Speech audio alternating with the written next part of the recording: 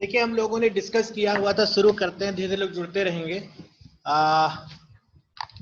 हम लोगों ने अभी तक जितने भी इक्वलिटी या इक्वलिटी की बात किए हैं, जितने भी स्टेटमेंट्स की बात हम लोगों ने किया हुआ है, सब में हमने कहा है कि इसका जो प्रूफ पॉसिबल है, proof of this statement is possible only by truth table. ठीक है, लेकिन कुछ बेसिक हम लोग पॉस्टुलेट्स बनाना चाहते हैं।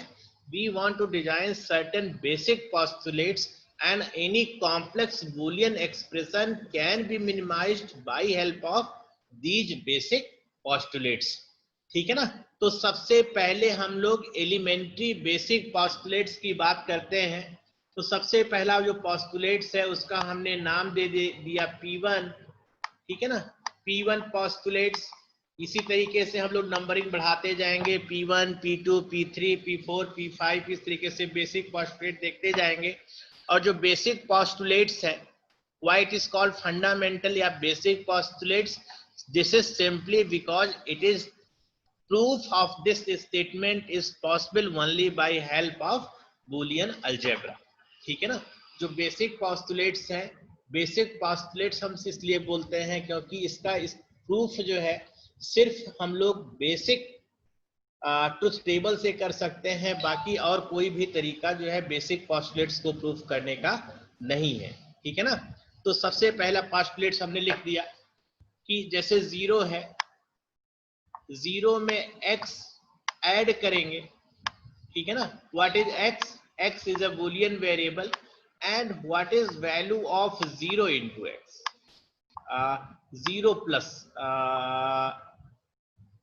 1 प्लस एक्स। यहाँ थोड़ा मिटा दे रहे हैं, 0 प्लस एक्स, और यहां पर हम लोग लिख दे रहे हैं 1 plus x.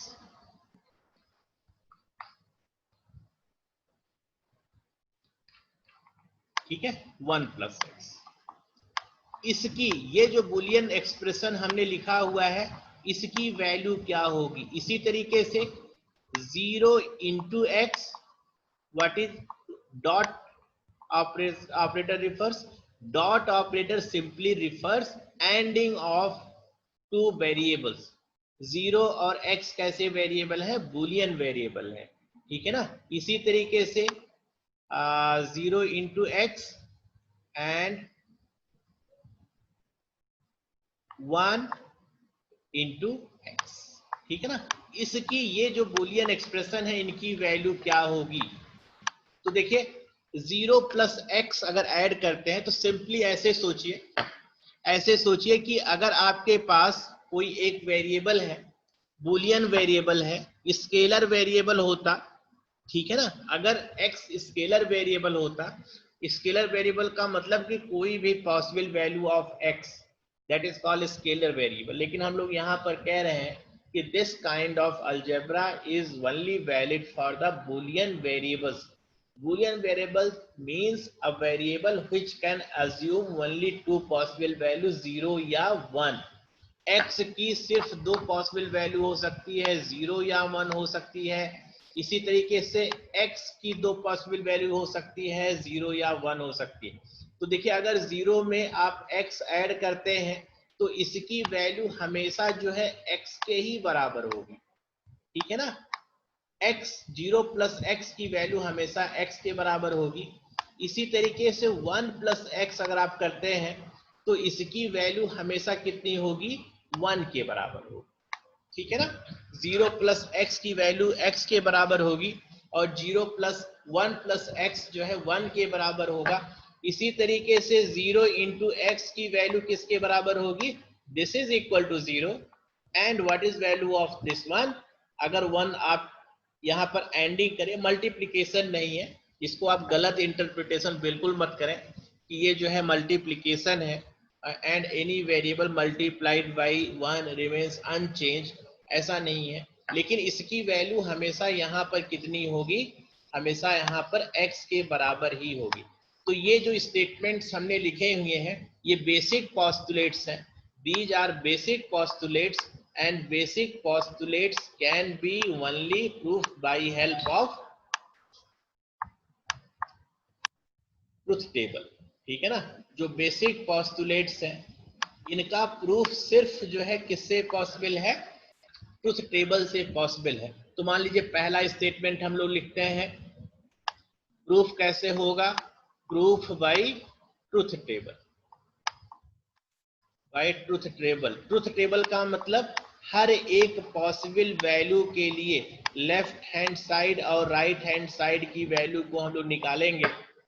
For every possible value of x, we will find out left hand side and value of right hand side, and we will show that for every possible combination left hand side is equal to right hand side. Hence this statement is valid for every possible value of x.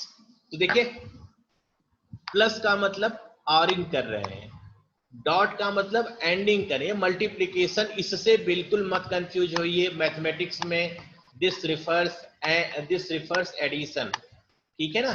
लेकिन अगर ये Boolean variables के बीच में आया हुआ है, ए और B अगर बूलियन वेरिएबल्स हैं तो इसके बीच में आया हुआ बूलियन वेरिएबल्स के, तो इसका मतलब क्या हुआ है, दिस सिंपल रिफर्स ऑरिंग, ठीक है ना। दो बूलियन वेरिएबल के बीच में हम लोग ऑरिंग कर रहे हैं। इसी तरीके से डॉट का जो यूजुअल सेंस होता है, dot simply refers mathematical multiplication, but when it comes between two variable A and B, then dot operator refers anding of two variable, ठीक है ना। तो जो डॉट है ये एंडिंग है एंड एडिशन जो है ये ऑरिंग है। तो देखिए पहले हम लोग इसको प्रूफ करते हैं। एक वेरिएबल हमारा जीरो है, फिक्स है, एक वेरिएबल हम वेरी कर सकते हैं, ठीक है ना।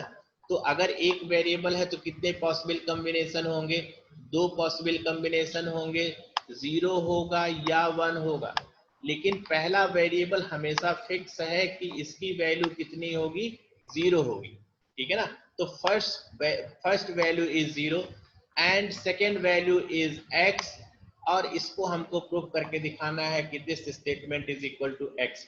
तो अगर पहला वेरिएबल जीरो है, सेकेंड वेरिएबल जो है वो x है, और दोनों के बीच में हम अगर ऑरिंग कर रहे हैं, जीरो प्लस एक्स कर रहे हैं, तो आपने ऑरिंग में पढ़ा हुआ है कि अगर दोनों वेरिएबल में एक वेरिएबल वन हो गया तो जो है आउटपुट कितना हो जाता है, वन हो जाता है। तो यहाँ पर वन हो गया। दोनों वेरिएबल जीरो थे तो दोनों वेरिएबल के बीच में अगर आपने ऑरिंग किया, दोनों वेरिएबल जीरो है तो ऑरिंग भी क्या होगा, जीरो होगा। तो अगर आप देखें कि पहले कॉलम और दूसरे कॉलम को देखें तो जो वैल्यू x की है, जो वैल्यू x की है वही वैल्यू x प्लस जीरो की है, ठीक है ना। कोई अलग ट्रुथ टेबल नहीं है। तो it simply we can conclude from this statement that x plus zero is equal to x, ठीक है ना। इसी तरीके से अगर मान लीजिए कि पहला वेरिएबल जो है वो वन हो जाए, ठीक है ना, यहां पर, यहां से कंक्लूजन हमारा निकल रहा है, ये कॉलम नंबर वन है, this is column number one, this is column number two, this is column number three. तो आप देख रहे हैं कि जो वैल्यू कॉलम टू की है सेम वैल्यू कॉलम थ्री की है। तो we can simply say that second column is equal to third column. तो x की वैल्यू कितनी हो गई, x प्लस जीरो हो गई, ठीक है ना। दूसरा स्टेटमेंट प्रूफ करना है, one plus x is equal to one. तो देखिए एक वेरिएबल फिक्स हो गया वन, और दूसरा वेरिएबल x है, इसकी दो पॉसिबल कॉम्बिनेशन।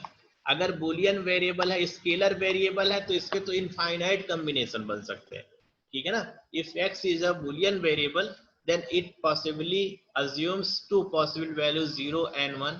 लेकिन अगर ये स्केलर वेरिएबल होता तो इसके कितने कॉम्बिनेशन बनते, n कॉम्बिनेशन बनते। लेकिन हम पहले से ही कह रहे हैं कि we are not talking about scalar algebra. जिस मैथमेटिक्स से आप फेमिलियर हैं उस मैट्रिक्स की बात हम लोग नहीं, उस मैथमेटिक्स की बात नहीं कर रहे हैं। हम लोग बात कर रहे हैं कि जो x है एक बूलियन वेरिएबल है जिसकी दो पॉसिबल वैल्यूज हैं। तो देखिए x की दो पॉसिबल वैल्यूज है तो कितनी हो गई, एक जीरो हो गई, एक वन हो गई। और इन दोनों के बीच में अगर आपने ऑरिंग किया हुआ है, ये वन है और x है, आप इनके बीच में ऑरिंग करके देखिए। तो ऑरिंग क्या कहता है कि अगर एक वैल्यू वन है, अगर एक वैल्यू वन है या दोनों 1 है तो आउटपुट 1 होगा। देखिए यहाँ पर 1 हो गया, 1 प्लस 0 कितना हो गया, 1 हो गया, 1 प्लस 1 कितना हो गया, 1 हो गया।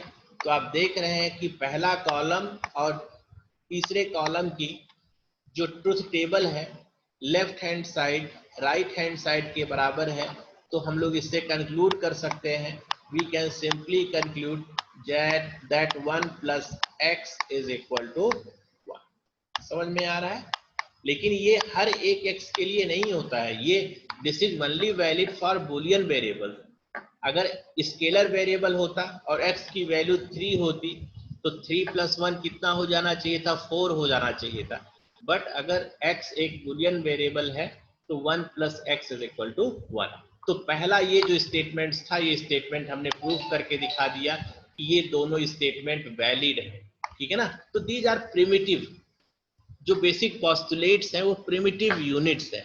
और जब हम लोग जो है कॉम्प्लेक्स एक्सप्रेशन को सॉल्व करेंगे तो इन बेसिक पोस्टुलेट्स को हम लोग जो है एज सच स्टेटमेंट को हम लोग लिख देंगे बिना किसी प्रूफ के। ठीक है ना? अब देखिए सेकेंड पोस्टुलेट्स, आप राइट साइड में देखिए क्या कहा गया है कि 0 into x is equal to 0। तो ये स्टेटमेंट तो स्केलर मैथमेटिक्स में भी जो है वैलिड है। ठीक है ना? स्केलर मैथमेटिक्स में भी वैलिड होता है। आपने पढ़ा हुआ है कि any number multiplied by 0 is 0 and any number multiplied by 1 is 1। पढ़ा है कि नहीं पढ़ा? ठीक है ना? ये आपने मैथमेटिक्स में भी पढ़ा हुआ है। लेकिन ये प्रूफ कैसे होगा? तो आपने बेसिक पोस्टुलेट्स है, तो बेसिक पोस्टुलेट्स को प्रूफ करने का सिर्फ एक ही तरीका है, प्रूफ बाय ट्रुथ टेबल। तो देखिए एक वेरिएबल 0 है, पहला वेरिएबल 0 हो गया, दूसरा वेरिएबल x है। ठीक है ना? तो अगर एक बूलियन वेरिएबल है तो कितनी पॉसिबल कॉम्बिनेशन हुई, 2 पॉसिबल कॉम्बिनेशन हुई, या तो 0 होगा या तो 1 होगा। अब देखिए अगर ये दोनों वेरिएबल 0 हैं और इसके बीच में आपने एंडिंग किया है 0 इंटू एक्स एंडिंग किया है, तो एंडिंग की डेफिनेशन आपने पढ़ा हुआ है कि एंडिंग 1 कब होता है, जब दोनों वेरिएबल 1 हो जाए। तो यहाँ पर देखिए दोनों 0 हैं तो इसका आउटपुट कितना हो गया, 0 हो गया। और यहाँ पर एक वेरिएबल 0 है तो ये आउटपुट कितना हो गया, 0 हो गया। क्योंकि आपने आरिंग का एंडिंग का आपने नेचर पढ़ा हुआ है कि a एंड b, अगर a और b दो बुलियन वेरिएबल है, ये 1 सिर्फ तब हो सकता है, इज 1, ये केवल तभी 1 हो सकता है जब a और b दोनों बुलियन वेरिएबल क्या हो जाए, a and b both are 1। ठीक है ना? a और b जो बुलियन वेरिएबल अगर दोनों 1 है, उसी केस में ये 1 होगा, बाकी सारे केस में कितना हो जाएगा, 0 हो जाएगा। तो आप देखिए पहले कॉलम को और तीसरे कॉलम को आप कंपेयर करके देखिए, first column and second column, तो आप देख पा रहे हैं कि पहला कॉलम और तीसरा कॉलम का जो कॉम्बिनेशन है वो सेम है। तो इससे हम लोग इन्फरेंस निकाल सकते हैं कि 0.x की वैल्यू कितनी हो जाएगी, 0 हो जाएगी। है ना? 0.x equal to 0। इसी तरीके से अगर प्रूफ करना है 1 इंटू 1, तो एक वेरिएबल आपका 1 हो गया, दूसरा वेरिएबल जो है वो x है, तो इसके कितने कॉम्बिनेशन बने, 2 कॉम्बिनेशन बने, एक 0 बना एक 1 बना। ठीक है ना? और यहाँ पर पहला वेरिएबल आपने फिक्स कर दिया, इसके बीच में आप एंडिंग करिए, इन दो वेरिएबल के बीच में एंडिंग करिए। तो आपने क्या पढ़ा हुआ है कि अगर दोनों वेरिएबल 1 है तब तो आउटपुट 1 होगा, बाकी सारे केस में आउटपुट क्या हो जाएगा, 0 हो जाएगा। तो यहाँ पर देखिए ये जो है 1, पहला वेरिएबल 1 है, दूसरा वेरिएबल 0 है, तो 1 इंटू एक्स की वैल्यू कितनी हो गई, 0 हो गई।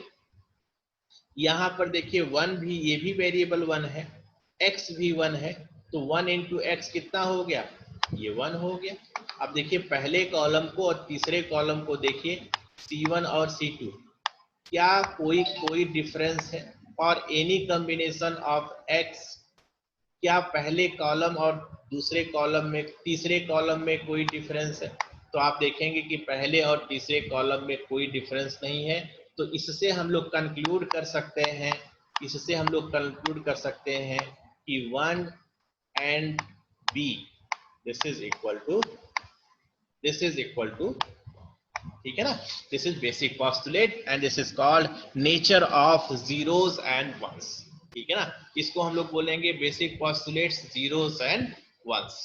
ठीक है ना, अब हम लोग बात करेंगे दूसरे पोस्टुलेट्स की बात करेंगे। इसका नाम लिखते रहे हैं सेकंड पोस्टुलेट्स, पोस्टुलेट्स P2। ठीक है ना, बहुत आसान सा कॉम्बिनेशन, सब 0 1 0 का खेल है। बस आपको एक दो डेफिनेशन पता हो, सब उसी के अराउंड जो है मूव करती है, कोई नई चीज नहीं है। ठीक है ना, कोई नई चीज नहीं है, सब 0 और 1 के अराउंड जो है मूव करती है। केवल दो ही आउटपुट हो सकता है, या तो 0 होगा या तो 1 होगा। ठीक है ना, अब हम लोग बात करेंगे रूल नंबर, दूसरा rule P2 basic postulates 2, that is called involution law।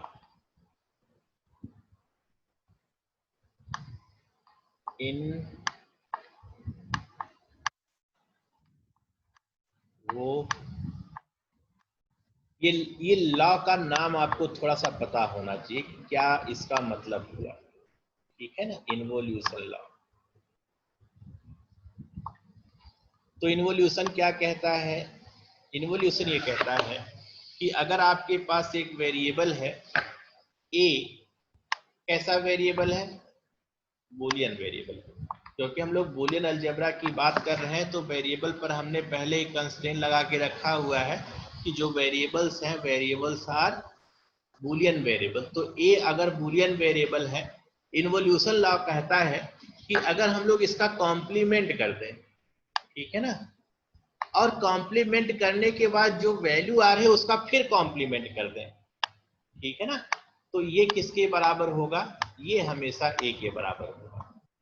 ठीक है ना, तो अगर आप लैंग्वेज के फॉर्म में अगर इसको कहना चाहें तो आप इस रूल को कह सकते हैं कॉम्प्लीमेंट ऑफ कॉम्प्लीमेंट। ठीक है ना, complement of complement is equal to boolean variable, is equal to boolean variable। ठीक है ना, इसको बेसिक पोस्टुलेट्स है ये boolean variable, this is basic postulates. और अगर बेसिक पोस्टुलेट है इसको आप सिर्फ ट्रुथ टेबल से प्रूफ कर सकते हैं, बाकी इसको प्रूफ करने का कोई और तरीका नहीं हो सकता। ठीक है ना, तो देखिए इसको हम लोग प्रूफ देख लेते हैं। प्रूफ कैसे होगा? प्रूफ हमेशा ट्रुथ टेबल से होगा। ठीक है ना, प्रूफ हमेशा ट्रुथ टेबल से होगा। ए कैसा वेरिएबल है? ए एक बूलियन वेरिएबल है, तो ए के कितने कॉम्बिनेशन हो गए? 2 कॉम्बिनेशन हो गए। ठीक है ना, अगर बूलियन वेरिएबल है तो इसके कितने कॉम्बिनेशन होंगे? 2 कॉम्बिनेशन होंगे, या तो 0 होगा या तो 1 होगा, और कोई पॉसिबल कॉम्बिनेशन हो नहीं सकता। ठीक है ना, अगर बूलियन वेरिएबल है तो इसके सिर्फ 2 पॉसिबल कॉम्बिनेशन है, 0 है या 1 है। ठीक, अब देखिए ए कॉम्प्लीमेंट का मतलब क्या हो गया? इन्वर्टर है। ए कॉम्प्लीमेंट का मतलब इन्वर्टर हो गया, तो जब इनपुट 0 दे रहे हैं तो ए कॉम्प्लीमेंट की वैल्यू कितनी हो गई? 1 हो गई। और जब हम लोग इनपुट 1 दे रहे हैं तो 1 का कॉम्प्लीमेंट कितना हो गया? 0 हो गया। ठीक है ना, अब इस कॉम्प्लीमेंट का फिर से कॉम्प्लीमेंट निकालिए, फिर से कॉम्प्लीमेंट निकालिए, तो देखिए जब ये 0 है तो ये इसका कॉम्प्लीमेंट कितना हो गया? 0 हो गया। और जब ये 0 है तो इसका कॉम्प्लीमेंट कितना हो गया? 1 हो गया।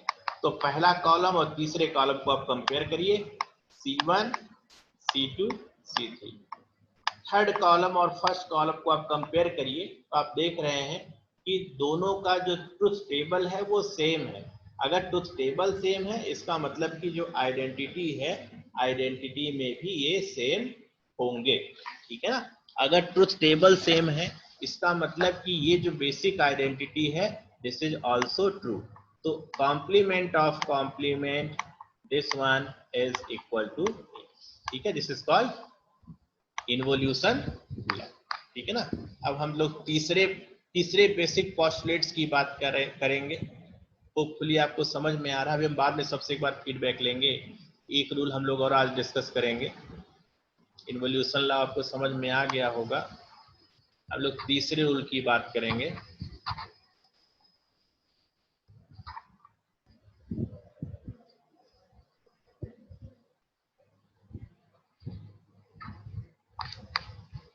तीसरा रूल है आइडेम्पोटेंट रूल।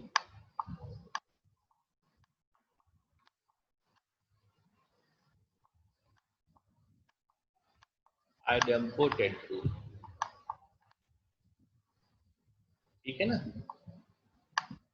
आइडेम्पोटेंट रूल क्या कहता है कि अगर एक वेरिएबल x है, कैसा वेरिएबल है, what is nature of x?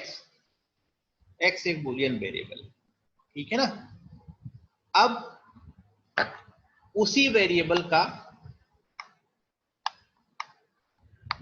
x एक बूलियन वेरिएबल है, बूलियन इसी के साथ ऑरिंग करिए या इसी वेरिएबल के बीच में एंडिंग करिए, ठीक है ना। तो इसकी वैल्यू जो चेंज ही नहीं होगी। x प्लस एक्स की वैल्यू वही होगी जो x की होगी। अगर स्केलर मैथमेटिक्स होता तो कितना हो जाता? x plus x is equal to 2x हो जाता, ठीक है ना। और अगर स्केलर मैथमेटिक्स होता तो x इंटू एक्स कितना हो जाता? x स्क्वायर हो जाता। लेकिन ऐसा कुछ होना नहीं है। आपने यहाँ पर कहा कि x plus x, x Boolean variable है, ये बूलियन वेरिएबल है, इसके बीच में हम लोग ऑरिंग कर रहे हैं, तो इसकी वैल्यू वही होगी जो x की वैल्यू होगी, और x डॉट x की वैल्यू वही होगी जो x की वैल्यू होगी। तो this rule is called idempotent rule, ठीक है ना। और अगर आइडेम्पोटेंट रूल है तो कैसे पॉसिबल है इसका? इस स्टेटमेंट को हमको देखना है कि statement this statement is valid for every possible combination of x। तो कैसे हम लोग प्रूफ करेंगे? प्रूफ हमेशा एक ही तरीका है, जो बेसिक पॉस्टुलेट्स है। बेसिक पॉस्टुलेट्स केवल सिर्फ हम लोग कैसे प्रूफ कर सकते हैं? Proof by truth table. बाकी दूसरा कोई तरीका नहीं है। प्रूफ बाय ट्रुथ टेबल, ठीक है ना। केवल एक ही तरीका है, बाकी कोई तरीका नहीं है इसको प्रूफ करने का। तो देखिए वेरिएबल x है, एक वेरिएबल x है, दूसरा वेरिएबल x है, उसके बाद हमने x और x की वैल्यू निकाला, और दूसरा हमने निकाला x और एंड की वैल्यू निकाला, ठीक है ना। क्योंकि इसी की वैल्यू हमको देखना है कि क्या क्या आ रहा है। तो देखिए x एक बूलियन वेरिएबल है, तो x की कितनी पॉसिबल कॉम्बिनेशन हो गई? 2 हो गई। 0 हो गया और 1 हो गया। तो यहाँ पर x की वैल्यू कितनी हो गई? 0 हो गई, 1 हो गया। तो x प्लस एक्स, दोनों के बीच में आप ऑरिंग कर रहे हैं, दोनों के बीच में आप ऑरिंग कर रहे हैं। तो आपने पढ़ा हुआ है कि ऑरिंग में अगर x plus y is equal to 1 है, ये 1 तब होगा जब कम से कम एक वेरिएबल 1 हो जाए। तो यहाँ पर देखिए दोनों वेरिएबल 0 है, तो ऑरिंग कितना हो गया? 0 हो गया। यहाँ पर दोनों वेरिएबल 1 है, तो ऑरिंग कितना हो गया? 1 हो गया। अब यहाँ पर देखिए एंडिंग कर रहे हैं, तो एंडिंग में आपने पढ़ा हुआ है कि x and y this is equal to 1 if and only if both x and y's are 1। तो यहाँ पर देखिए दोनों वेरिएबल 0 है, तो कितना हो गया? 0 हो गया। दोनों 1 है, तो ये कितना हो गया? 1 हो गया।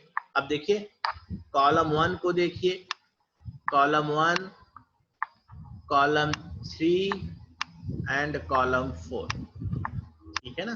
कॉलम 1 और कॉलम 2 और कॉलम 3, 4 को देखिए, तो आप देखेंगे कि हर एक पॉसिबल कॉम्बिनेशन के लिए, for every possible combination of x, column 1 is equal to column 3 and column 1 is equal to column 4। तो हम लोग ये कह सकते हैं, इससे हम लोग कंक्लूड कर सकते हैं कि x डॉट x की वैल्यू कितनी हो गई? this is equal to x, and in the same way x into x is equal to x, ठीक है ना, this is equal to x. So this is only valid for x, और x क्या है, x एक Boolean variable है जिसकी सिर्फ दो पॉसिबल वैल्यू हो सकती हैं, 0 हो सकता है या 1 हो सकता है। और अगर स्केलर मैथमेटिक्स होता तो इसकी वैल्यू कितनी होती, x में x ऐड करते तो 2x हो जाता, ठीक है ना, और x में अगर आप मल्टीप्लाई करते तो कितना हो जाता है, x स्क्वायर हो जाता है, ठीक है ना। तो ये हो गया आइडेम्पोटेंट रूल। तो आज हमने 3 रूल्स की बात की है। पहला properties of zeros and ones की बात हम लोगों ने किया है। दूसरा हमने बात किया है इन्वोल्यूशन लॉ की। तीसरा हम लोगों ने बात किया हुआ है आइडेम्पोटेंट लॉ की, ठीक है ना। तो आज यहीं पर छोड़ रहे हैं, कल से हम लोग जो है पूरा डिटेल में डिस्कस करेंगे। कल हम लोग डिस्कस करेंगे इसके आगे कि कॉम्प्लीमेंट्री रूल क्या होती है, एसोसिएटिविटी क्या है, कम्यूटेटिविटी क्या होती है, डिस्ट्रीब्यूटिव लॉ क्या है, ठीक है ना। तो होपफुली ये जो है अभी नया चीज एकदम पढ़ रहे हैं आप, इसलिए धीरे धीरे पढ़ा रहे हैं, क्योंकि जो आपने मैथमेटिक्स में पढ़ा हुआ उससे एकदम डिफरेंट है, ठीक है ना।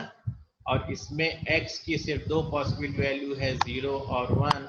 बाकी स्केलर, अगर स्केलर अलजेब्रा होता तो इसमें स्टेटमेंट ऐसे होता, x into x is equal to x square, ठीक है ना, x into x is equal to x square. ये आप मल्टीप्लाई करते तो ऐसे आप ले लेते एक्स स्क्वायर, ठीक है। But this is not valid in the case of algebra, Boolean algebra. तो हम लोग एक नई अलजेब्रा की बात कर रहे हैं, ठीक है ना, जो सर्किट को फाइनल, जो हमारा ऑब्जेक्टिव है, the final aim of this Boolean algebra is to minimize digital expression, ठीक है ना।